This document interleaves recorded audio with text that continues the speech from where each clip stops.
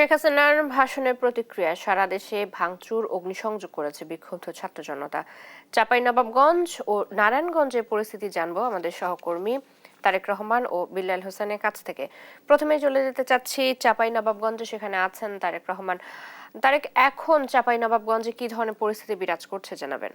জি চ্যুতি, আপনাকে যদি একটু বলে রাখি, গতকাল কিন্তু ফ্যাসিবাদ বিরোধী মঞ্চের নেতাকর্মীরা কিন্তু চাঁপাইনবাবগঞ্জের জেলা আওয়ামী লীগ কার্যালয় আছে, সেই আওয়ামী লীগের কার্যালয়টি তারা প্রথমে ভাঙচুর করে এবং অগ্নিসংযোগ করে, পরে কিন্তু তারা বুলডোজার দিয়ে গুড়িয়ে দেওয়ার চেষ্টা করে, কিন্তু তারা বুলডোজার না পাওয়ার কারণে ব্যর্থ হয়েছে।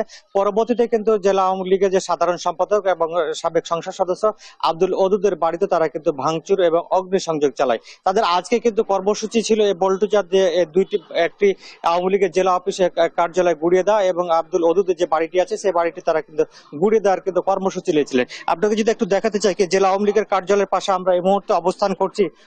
এই জেলা আওয়ামী লীগের কার্যালয়টি কিন্তু তারা কিন্তু একেবারে কিন্তু ধ্বংসস্তূপে পরিণত করেছে এবং এখানে কিন্তু একেবারে ধ্বংসলীলায় পরিণত হয়েছে। তারা কিন্তু ইট এবং যাবতীয় যা ছিল আসবাবপত্র সবকিছু তারা কিন্তু গতকাল কিন্তু খুলে নিয়ে গেছে এবং তারা কিন্তু ভাঙচুর চালিয়েছে।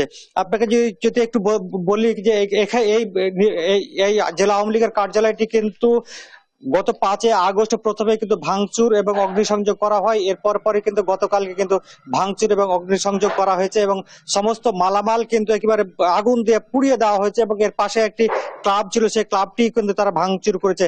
এবং আমার ডান পাশেই কিন্তু জেলা আওয়ামী লীগের সাধারণ সম্পাদক আব্দুল ওদুদের বাড়ি, সেই বাড়িটিও কিন্তু ভাঙচুর করে একেবারে কিন্তু লুটপাট করে নেওয়া হয়েছে এবং অগ্নিসংযোগ করা হয়েছে। বাড়ির আসবাবপত্র কিছু নেই বললেই চলে আর কি।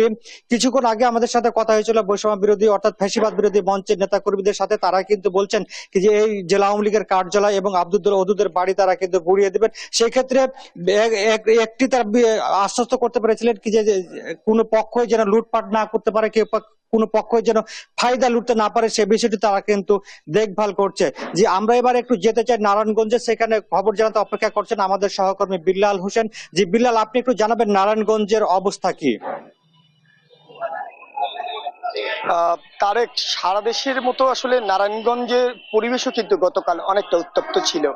সাবেক প্রধানমন্ত্রী শেখ হাসিনার যে অনলাইন ভাষণ সেটিকে ঘিরে বৃহস্পতিবার সকাল থেকে মধ্যরাত পর্যন্ত কিন্তু এই নারায়ণগঞ্জ উত্তপ্ত পরিবেশ আমরা দেখেছি এবং ঠিক গতকাল রাত 7:30টার সময় কিন্তু এই যে নগরীর চাষারা এলাকায়, যেটি সাবেক সংসদ সদস্য শামীম ওসমানের দাদার বাড়ি, যেটি পৈতৃক বাড়ি হিসেবে এই শহরে বেশ আলোচিত ছিল, সেই বাড়িটিতে কিন্তু বিক্ষুব্ধ জনতা এখানে তারা কিন্তু হামলা ভাঙচুর চালিয়েছে এবং এই হামলা ভাঙচুরের এক পর্যায়ে কিন্তু একটি বোলডোজার দিয়ে কিন্তু এই ভবনের যে পুরো অংশ সেটি কিন্তু গুড়িয়ে দিয়েছে। তো আজকে সকাল থেকে কিন্তু এই চাষার এলাকা দিয়ে আসলে যারাই যাচ্ছেন তারাই কিন্তু এখানে একটু দাঁড়িয়ে দেখছেন যে এই ভবনটি ভাঙা ভবনের বেশ কিছু অংশ কিন্তু সড়কের মধ্যেও সকালে এসে পড়েছিল। আমরা একটু সরাসরি দেখাতে চাই যে এই মুহূর্তের পরিস্থিতিটি আসলে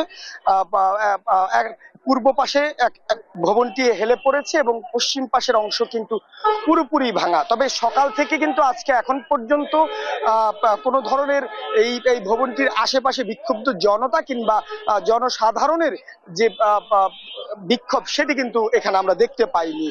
তারেক, একটি বিষয় জানিয়ে রাখতে চাই যে গতকাল কিন্তু দুপুরের পর থেকেই নারায়ণগঞ্জ মহানগর বিএনপির পক্ষ থেকে যে শেখ হাসিনার অনলাইন ভাষণ সেটির প্রতিবাদে কিন্তু শহরে মিছিল হচ্ছিল। যখনই আসলে এই যে এই বিক্ষুব্ধ জনতা এই ভবনটিকে হামলা এবং ভাঙচুর করে, তার কিছুক্ষণ আগেও কিন্তু এই নগরীতে রাজনৈতিক দলের নেতৃবৃন্দরা কিন্তু বিক্ষোভ মিছিল চালিয়েছেন। তো আজকে সকাল থেকে এখন পর্যন্ত আসলে আমরা সেই পরিস্থিতিটি দেখিনি।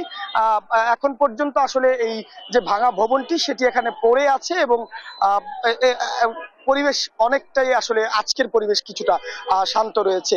এর আগে কিন্তু গতকাল নারায়ণগঞ্জের যে জেলা প্রশাসকের কার্যালয়, নারায়ণগঞ্জের আদালত চত্বরে, সেখানেও কিন্তু বিএনপি পন্থী আইনজীবীরা বিক্ষোভ করেছেন এবং সেখানে কিন্তু শেখ মুজিবুর রহমানের যে মোরাল বানানো হয়েছিল সেগুলো কিন্তু ভাঙচুর করা হয়। তো আজকে এই যে সাবেক সংসদ সদস্য শামীম ওসমানের পৈতৃক বাড়ি, সেই বাড়িটির চারপাশে উৎসুক জনতার অনেক ভিড় রয়েছে এবং এই পরিস্থিতি কিন্তু সকাল থেকে এখন পর্যন্ত আমরা দেখেছি।